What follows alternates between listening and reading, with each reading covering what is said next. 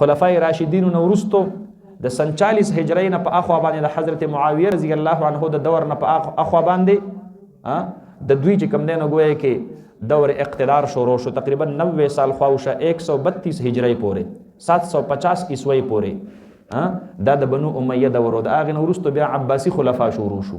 ابو العباس الصفاح دا غنه بیا چې کم دی نو ګویا کې د دوی دور خلافت شروع شو.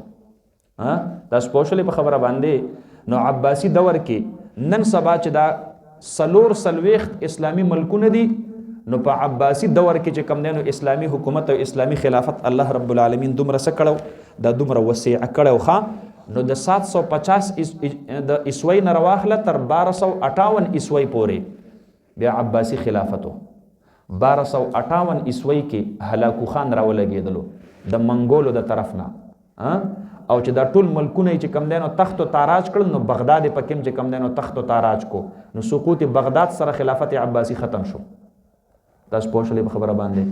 نو د دینا 50 کال بعد بیا الله رب العالمین خلافت عثماني شروع کو د 1300 عیسوی نه او د 100 عیسوی پورې د 1920 عیسوی پورې د 1300 عیسوی نه د 1920 عیسوی پورې بیا شو خلافت عثماني او عثمان اول د دې چې کم دنو ګوي کوم باندې بادشاہ د ارتغرل چې خلق ورته دا چې ګوري کنه ارتغل پوښلې په خبره باندې کنه عثمان بادشاہ چې په خلق ګوري دا خلافت عثمانیه او د ترکو هغه وخت نه دا بیا شروع شو.